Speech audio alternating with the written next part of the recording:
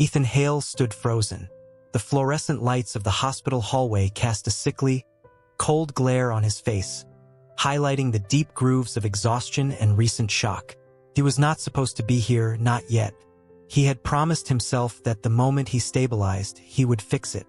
He had traveled back in time, endured the agonizing repeat of the worst day of their lives, only to return to this precise, devastating moment. He pushed the door open slightly, his knuckles white against the metal. He saw her, Claire Rowan. She was awake, pale but stable, the thin white hospital bracelet a stark symbol of the fragility he had ignored. And next to her, occupying the heavy stillness of the room, was Daniel Mercer. Daniel wasn't an Oppos. Just visiting. He was sitting in the chair Ethan should have occupied, leaning in, listening intently, his hand resting gently over Claire and Oppos. His posture was quiet, protective, and devastatingly permanent. Daniel had taken the emotional space Ethan had abandoned years ago. Ethan's chest seized, the breath driven out of him.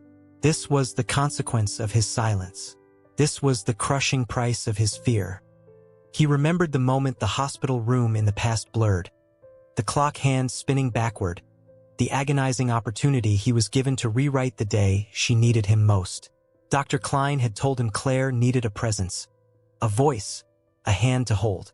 Ethan knew exactly what he had to do. Speak up, hold her hand, stay. But standing outside room 302 again, he repeated the fatal error. Paralyzed by guilt and the overwhelming fear of facing the magnitude of his neglect, he had stood trembling, unable to cross the threshold. He chose silence, allowing the crucial moment to evaporate once more. And now, looking at Daniel, the elegant figure giving Claire the steady presence she deserved, the truth hit Ethan like a physical blow. The universe had granted him a second chance, but not a guaranteed outcome. He went back in time, he stayed silent in the hospital, and he returned to find another man by her side. Ethan Hale opened his eyes to the smell of dust and cold sweat. The light filtering through the cheap blinds was harsh. He was back. The time on his phone confirmed it. 3 months had passed since the hospital day. The day he had been given a second chance, and the day he had failed again. He had gone back, seen the fear in Claire's eyes, felt the tremor in his own hands, and remained motionless on the visitor bench. Silent. The regret was no longer a dull ache. It was a physical weight compressing his lungs. He had traded one set of mistakes for an identical, time-stamped failure. He climbed out of bed, the room feeling too small, too quiet. The silence was the real antagonist. It was the medium through which he had lost her. Ethan drove across the city on autopilot, his focus narrowed to one target, Claire's old apartment building. He knew her routine. If she hadn't an Oppos, completely changed her life, she would be leaving for work soon. He parked 2 blocks away and waited, leaning against the cold metal of his car, feeling the grit of the city settling on his tired jacket. He looked like what he was. A man who had been running from his life and had now run straight into the consequences. 10 minutes later, the door of Claire's building opened. Ethan's breath hitched, not because of Claire, but because of the man standing beside her. It was Daniel Mercer. Daniel stood tall, his posture relaxed but attentive. He was wearing a light gray sport coat and holding 2 mugs of coffee. The ease with which he settled his hand on the small of Claire's back as they stepped onto the pavement was agonizingly casual. It was the gesture of ownership, of familiarity built over time and consistency. Claire laughed softly at something Daniel said. It was a sound Ethan hadn't in Oppos. Heard from her in years. A sound that required genuine, uncomplicated happiness, the kind Ethan and Oppos' presence always seemed to complicate. Daniel handed her one of the mugs. Their fingers brushed. They did not notice Ethan, who was frozen by his car, his body rigid, staring down the block. This was the establishment of a new normal where his space had been efficiently and effectively filled. Ethan pushed off the car. He had to move before they got in the car. Daniel was now holding the door to. "Claire," he called out. His voice was rough and used. They both stopped. Claire turned first, her expression instantly shifting from light amusement to guarded neutrality. Daniel's movement was slower, more deliberate, rotating to face the interruption with the practiced calm of someone who expected trouble and knew how to handle it. The distance between them felt like miles. Claire spoke first, her tone level. "Ethan, I didn't expect to see you here. I needed to see you," Ethan stammered, fighting the urge to run or apologize for everything simultaneously. "I just got back into town." Daniel stepped forward, just slightly, positioning himself half a pace ahead of Claire. It wasn't Apos, too aggressive, but it was clear. He was the protector, the boundary. "Ethan," Daniel said, his voice deep and smooth. The sound of his name coming from Daniel's mouth felt like a judgment. "It's been a while. Claire is actually running late for a meeting this morning." Ethan ignored Daniel, forcing eye contact with Claire. He searched her face for the familiar flicker of the old love, the vulnerability that used to bind them. He found only exhaustion and a firm resolution. "I was thinking about the hospital," Ethan said, pushing the forbidden word out. "That day, I need to explain." Claire's eyes tightened, but she kept her composure. "There's nothing to explain, Ethan. That day is over. It happened." Daniel intervened, his arm subtly moving to rest around Claire's shoulder. The gesture was possessive but delivered with such polite concern that Ethan couldn't challenge it without looking like the unstable outsider he was. "We need to go, Claire," Daniel prompted gently. Ethan clenched his jaw. "You don't understand, Claire. I know exactly what I did. I was silent. I was a coward. I was just given a chance to fix it, to go back, and I failed again. But I'm here now. I'm not running." He was pleading. The words spilled out raw and unplanned. He felt the weight of the hospital pulse bracelet, the symbol of the moment he missed, even though it was 3 months later and the real bracelet was long gone. Claire looked past him toward the street, demonstrating complete disinterest in his emotional collapse. "Ethan, whatever you think happened, or whatever you needed to fix, it's fixed now," she stated, her voice devoid of emotion. "I am fine. I am stable." She glanced at Daniel, and a brief, genuine warmth crossed her face. "We are stable." The plural hit Ethan harder than any insult. Daniel offered a small, sympathetic nod to Ethan, a gesture that reeked of condescension. "Ethan, maybe now isn't the right time. Give us a call in a few days." "Us?" Ethan repeated bitterly. "Yes, us," Daniel confirmed, a subtle challenge underlying his smile. "We handle things together now." Claire turned away from Ethan, sliding into the passenger seat of Daniel's immaculate sedan. Daniel closed the door carefully, then circled the car. Before getting in, he paused and met Ethan's gaze one last time. The look Daniel gave him was not hatred. It was pity mixed with certainty. The sedan pulled away smoothly, leaving Ethan alone on the sidewalk. He watched the taillights disappear around the corner. The establishment was complete. He was officially the outsider. The unease began to gnaw at him. It wasn't just Daniel's presence. It was the realization that Claire's stability didn't and Apos hinge on him, and worse, her stability was actively facilitated by the man who had effortlessly stepped into the empty chair Ethan had vacated. Ethan had arrived too late, bringing only noise and disruption to a life finally rebuilt on silence and consistency. He spent the rest of the day in a state of agitated planning, trying to analyze their brief interaction. Claire hadn't and Apos been angry. She had been finished. That required a different strategy than facing anger. He had to convince her that his return was about more than just clearing his conscience. The following morning, Ethan drove to the clinic where Claire worked, determined to catch her during lunch. He stood across the street, watching the main entrance, rehearsing apologies and declarations of change in his head. When Claire finally emerged, Daniel was there again. He was holding a container from a recognizable upscale lunch spot. They didn't linger on the steps. They sat on a nearby bench, shoulders touching slightly, talking easily while they ate. Daniel was making her laugh again.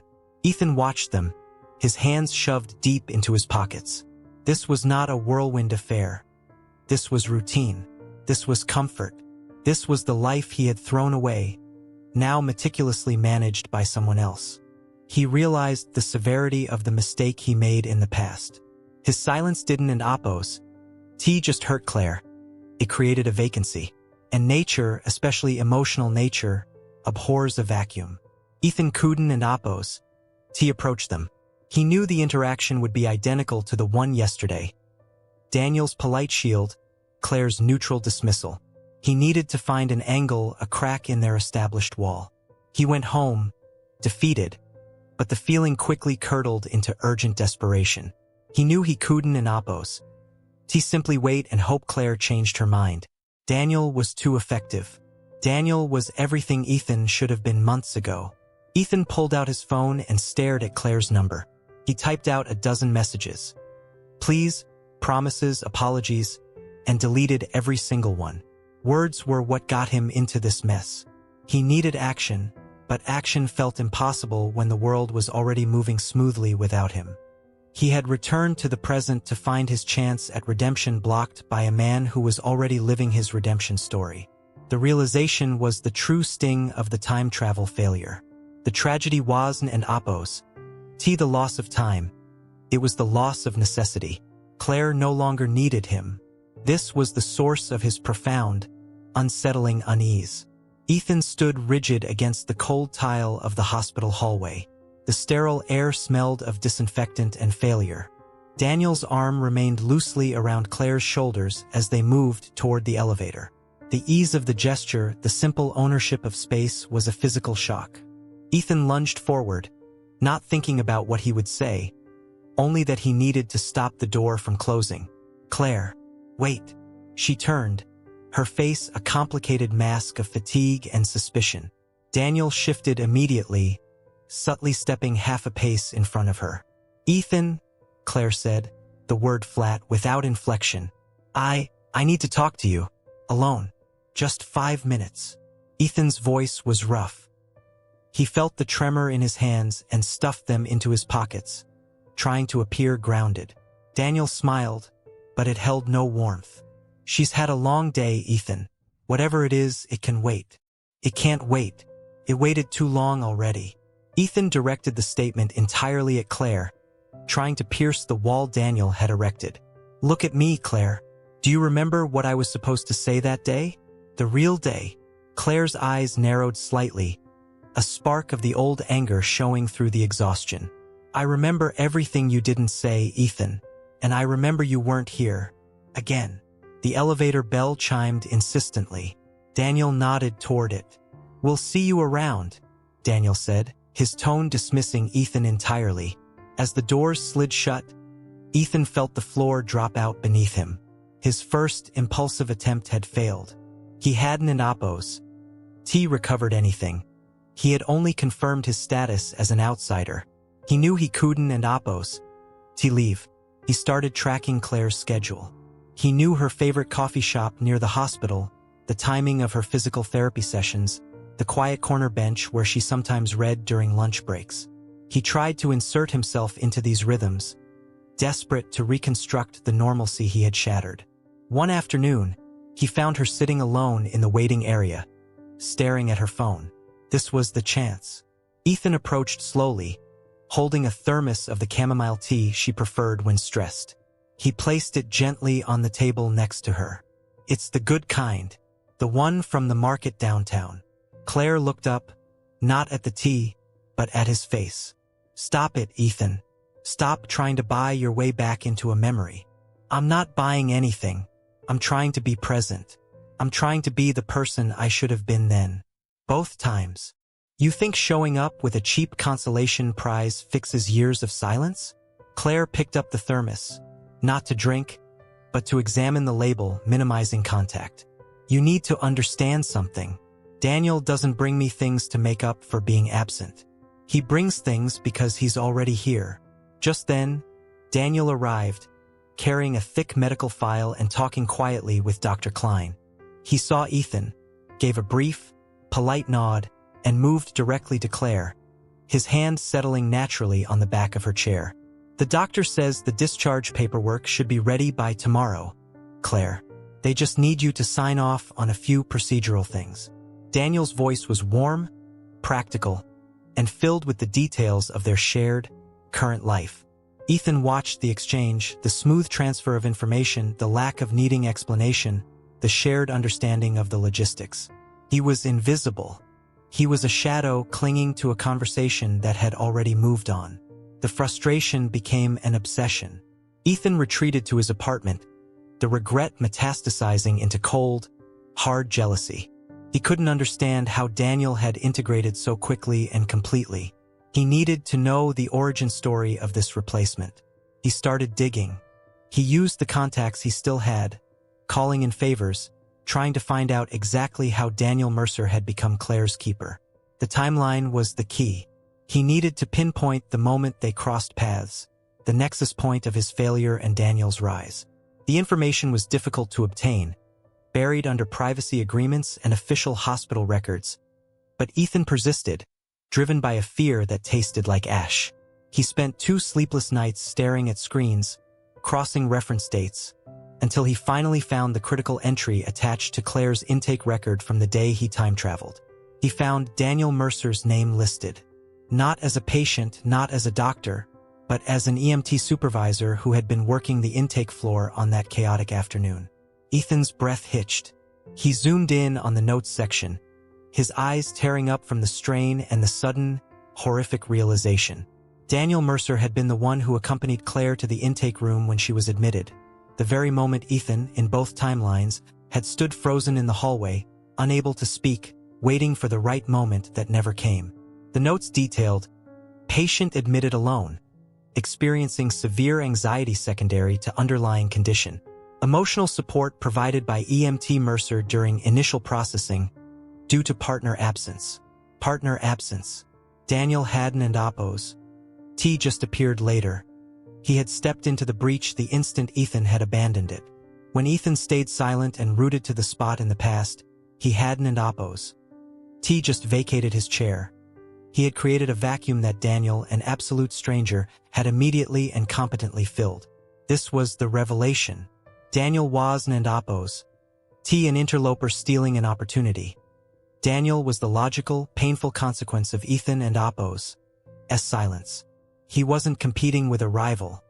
He was competing with the history Daniel had built in the minutes Ethan had wasted. The floor beneath him seemed to tilt. The core motivation of his time travel, to fix the moment, had led him right back to the creation of the exact problem he was now fighting. He hadn't and Oppos. T changed anything. He had merely confirmed that the universe always found a way to support Claire, even if it meant replacing him instantly. He crumpled the printout in his fist, the sound loud in the quiet apartment. His despair turned into a sharp, focused desperation. It didn't matter that Daniel was a good man, or that he was the right man. Ethan Kuden and Oppos. T accept that the time granted to him had been a mockery, a chance to prove his weakness twice. He had to make Daniel understand the weight of their history. He had to make him step aside. Ethan stood up, the weariness gone, replaced by a reckless, feverish energy. He grabbed his coat, knowing exactly where Daniel would be late that evening, finishing up his shift at the dispatch center. The time for subtle gestures and polite conversations was over. He needed a collision. He needed Daniel to look him in the eye and see the man whose life he had unknowingly dismantled in the span of 30 silent minutes. He left his apartment, the streetlights reflecting off the wet pavement, driving towards the inevitable confrontation, determined to escalate the conflict to a point where either Claire finally listened, or he finally broke. Ethan waited outside the elevator bank, heart hammering against his ribs, watching the door to Claire's apartment. He had left her a dozen voicemails, messages that grew increasingly frantic, desperate attempts to undo the 4 months of stable connection that Daniel had built. When the elevator chimed, Daniel stepped out. He carried a small grocery bag, a comfortable domestic gesture that felt like a punch to Ethan's gut. Daniel stopped, his calm expression contrasting sharply with Ethan and Oppos' disheveled anxiety. Daniel, Ethan, I thought I told you to stop coming here. Ethan, I need to talk to her. It's important. Daniel, everything you have to say is 4 months too late. She doesn't in Oppos. Teeny drama, Ethan. She needs consistency. something you demonstrated you couldn't provide, even when the clock reset. Ethan lunged forward, his voice a low, gravelly snarl. Ethan, you don't know what happened. You don't know what that day meant. I was there, Daniel. I saw the weakness, the fear. I just couldn't speak. Daniel, and I was there when she needed someone to listen to the silence. That's the difference. You see, when a person is drowning, they don and oppose. Take care if the lifeboat is made of gold or just ordinary wood. They just need the rope. You stood on the shore holding the rope and did nothing. Ethan grabbed Daniel and Appo's arm, dropping the pretense of politeness. Ethan, you think you won?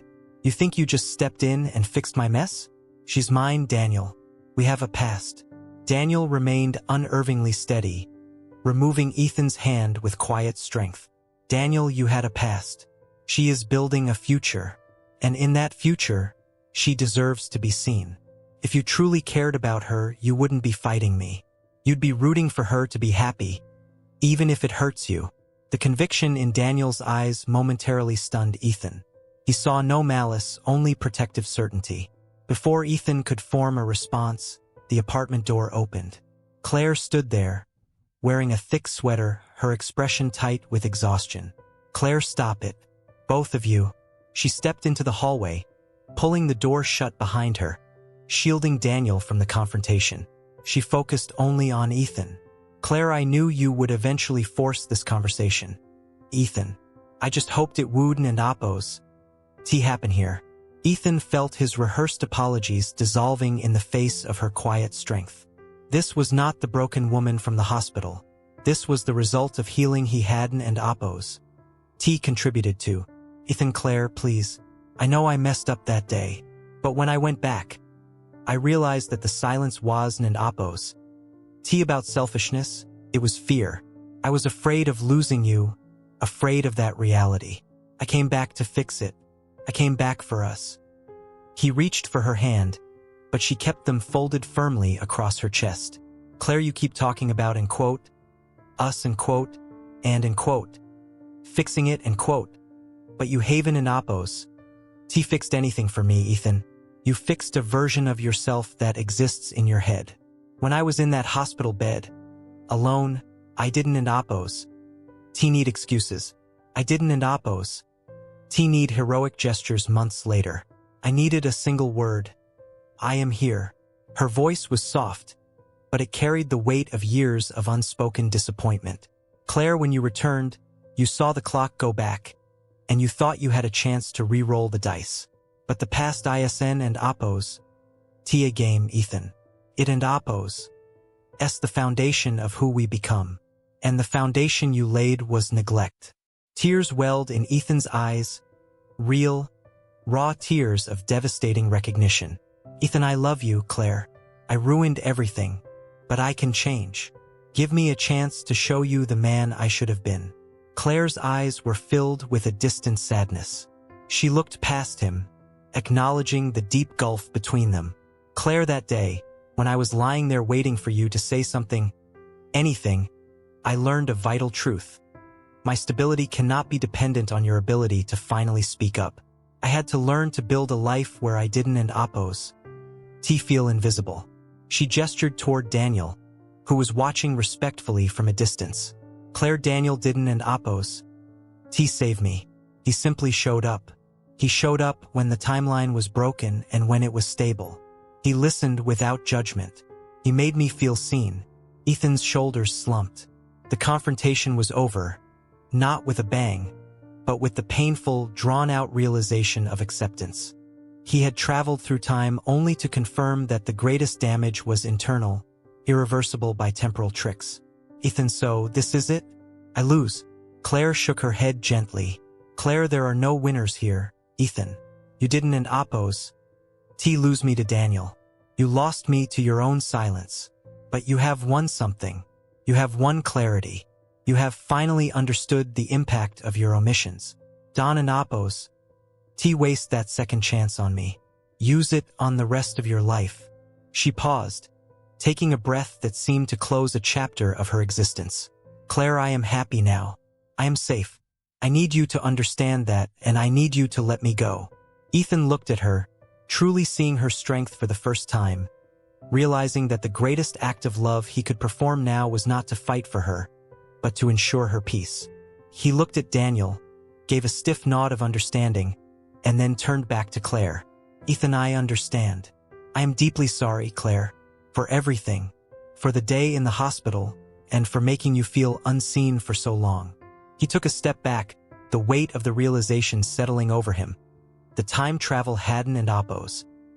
Been a reset button. It had been a mirror forcing him to face the man he was. "Ethan, be happy." He turned and walked toward the elevator, not looking back. When the doors closed, he wasn't Oppos. Just leaving Claire and Oppos' building. He was leaving the ghost of the man who stayed silent. He had lost the love, but he had finally found his voice, ready to begin the long, quiet path of true redemption. The clock on his wrist remained stationary, the lessons of the past finally integrated into the present. I know that this story is intense, and that is why I share these moments. If you value the truth and like stories that make you think and feel, do the following. Consider subscribing to the channel and comment with the city you are watching from. It is the best way to ensure you do not miss the next life lesson. Ethan stood at the end of the long hospital corridor.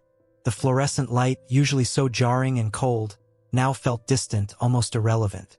He had watched them for 5 minutes.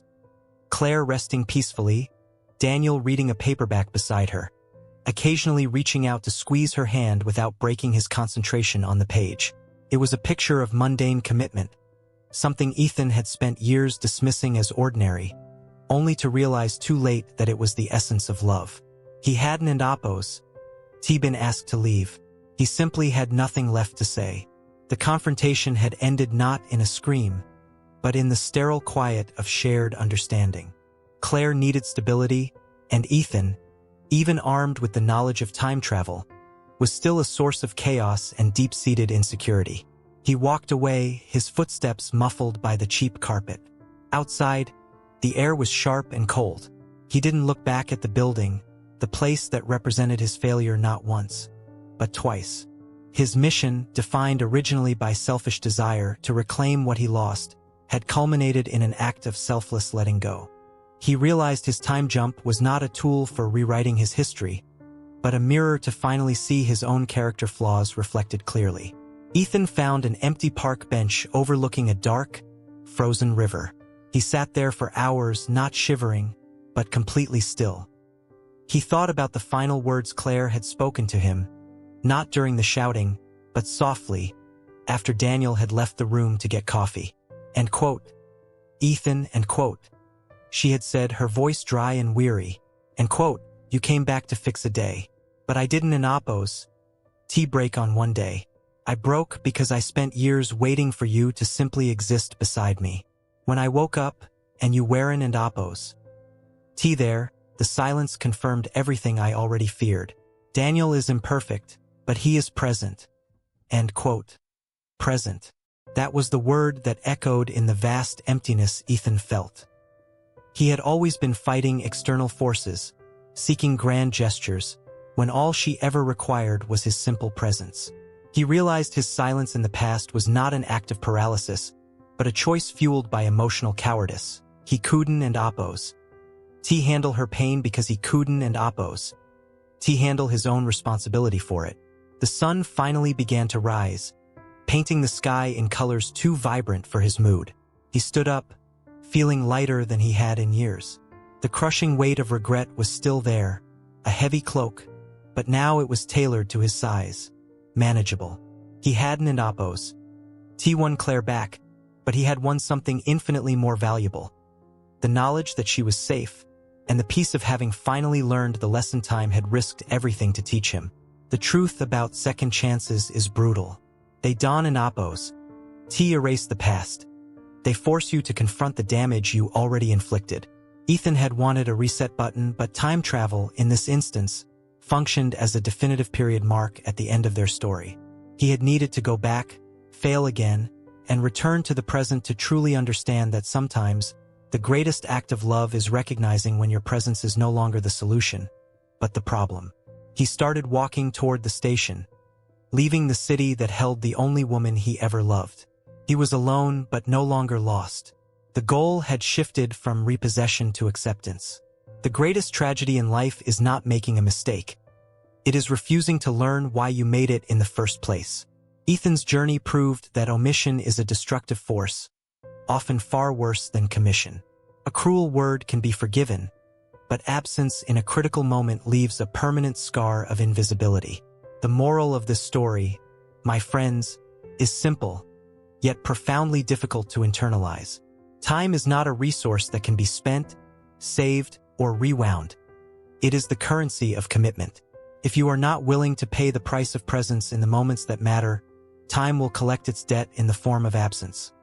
Not just the absence of the person you love, but the absence of the future you dreamed of having with them. We often believe that love requires grand, cinematic gestures of redemption.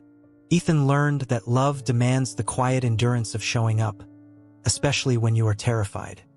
He lost Claire, not to another man's superior charm or wealth, but to another man's reliability. Daniel's victory was in consistency. Ethan's failure was in silence. Sometimes, the price of learning the lesson is losing everything you wanted to use that lesson for. Ethan and Apo's sacrifice was ultimately letting Claire go so she could heal, unburdened by his guilt and the shadow of his past omissions. That is the final, heartbreaking piece of a true tragic romance. The protagonist finds redemption through irreparable loss. Now, I want to know, do you? Commenti acqui imbexo. Qual